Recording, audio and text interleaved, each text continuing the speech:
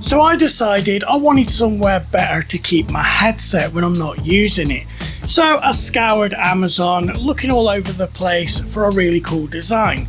And to be honest, I didn't really see anything that I fancied. So that's where 3D design and 3D printing comes into play. So I've actually designed and printed my own. So without further delay, let's dive in. So when I started this project, I had a couple of goals in mind. I want something simple. I want it sleek. I don't want wires all over the place. It has to have RGB and look really cool. So the first place I went was Fusion 360 to sort of design what I wanted it to kind of look like, and then I just took it from there. Now the electronics are taken care of with a cheap ESP32 that connects to Wi-Fi, so we can use the app to control it on our phone.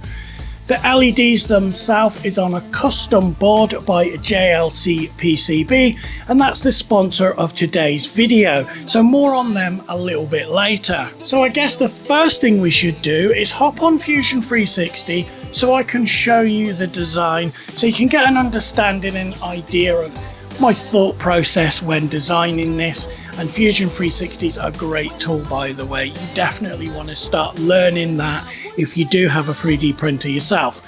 Anyway, let's jump on Fusion 360 now and have a look at the 3D files. So here we are in Fusion 360, my CAD editor of choice. I used to use Tinkercad, but I reached the limitations rather quickly. Now Fusion 360 is amazing and you can do so much stuff with it. It's free and I'll leave a link in the description below.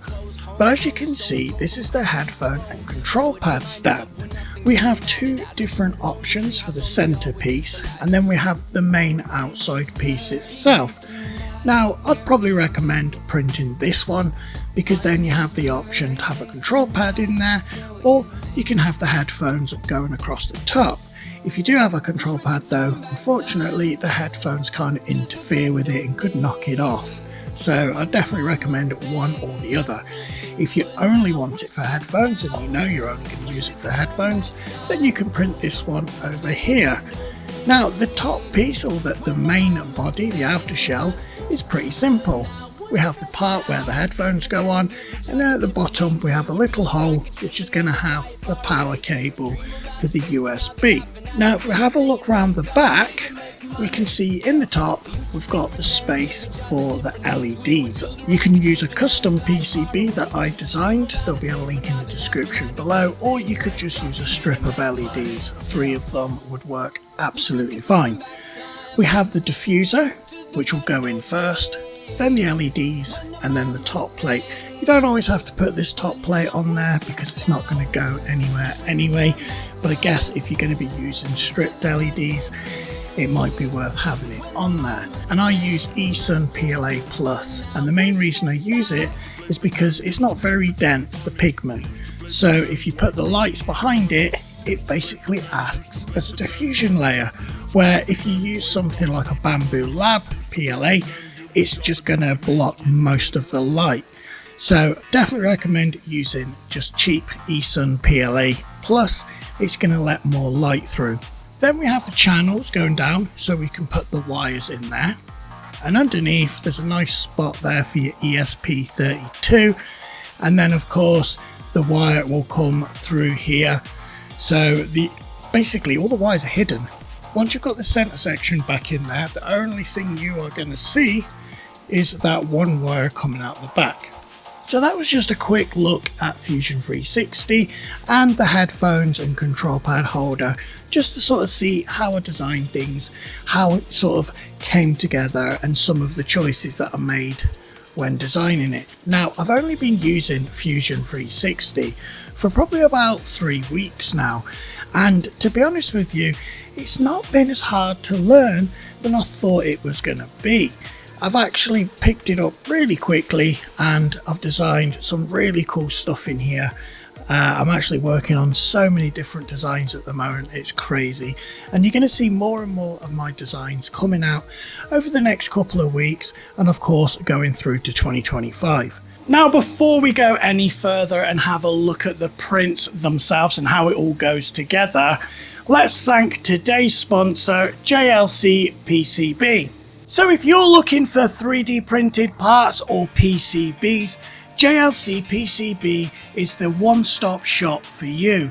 They offer a fast, reliable and friendly service that won't be beaten on price. Now if you want to print the PCB that's in this video, in the description there's a link to the Gerber files, and all you got to do is upload it to JLCPCB. Now once it's been uploaded, this is the nice and easy part. You set how many you want, you set how thick you want the PCB to be, 1.6 is standard, and then you can choose a colour. I'm going to go for white because that looks really cool. And then if we scroll down a little bit, you can also add a stencil, or you could have them put the RGB LEDs on.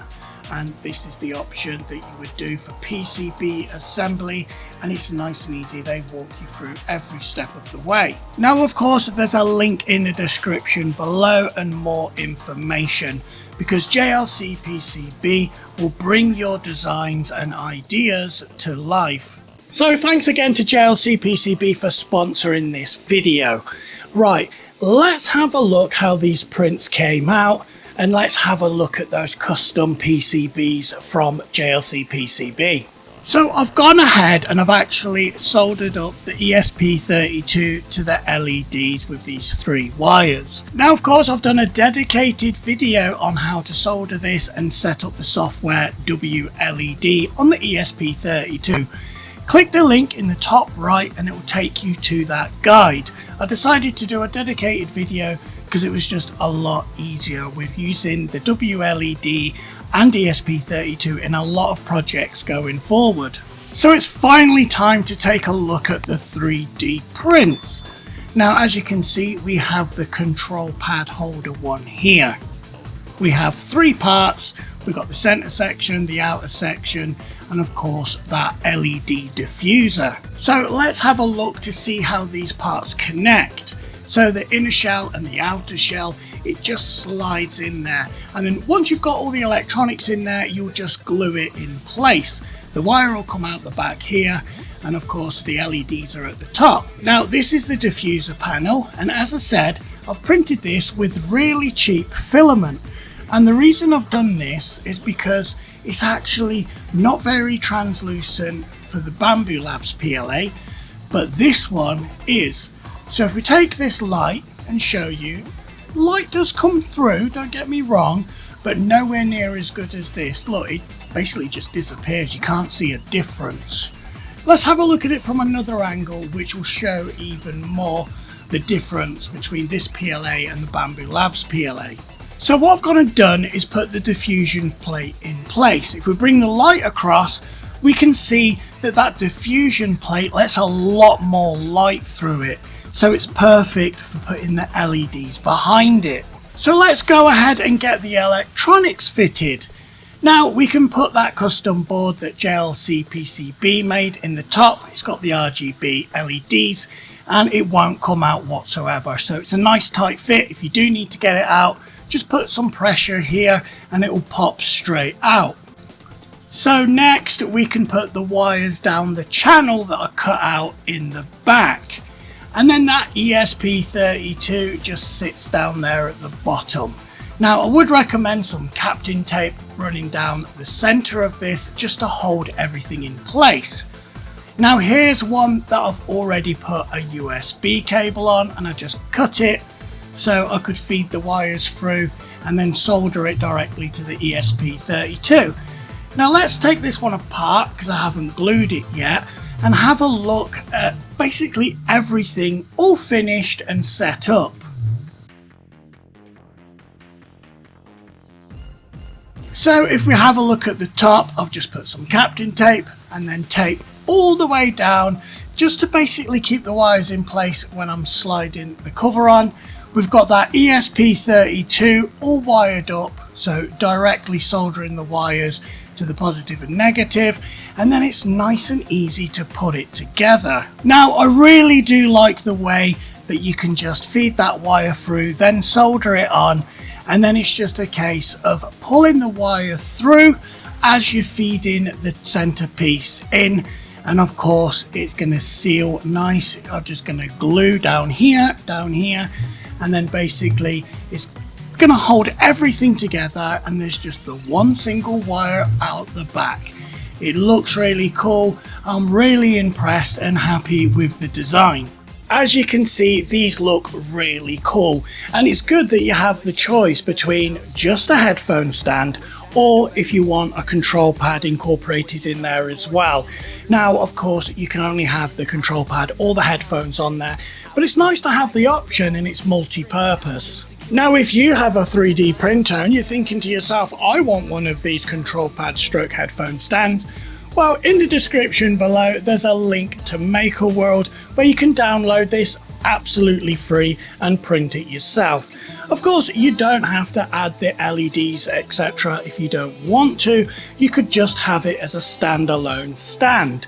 No pun intended. But if you do want to have the RGB LEDs there as well, then in the description below is a link for the Gerber files and of course JLCPCB, so they'll make the PCBs for you.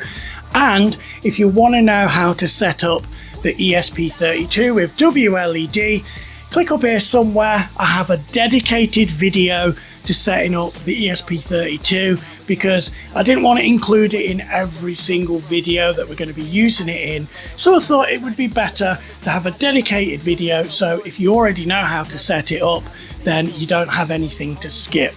So that about wraps it up for this video. Now I've got loads of projects up here in my mind that I'm going to be doing real soon.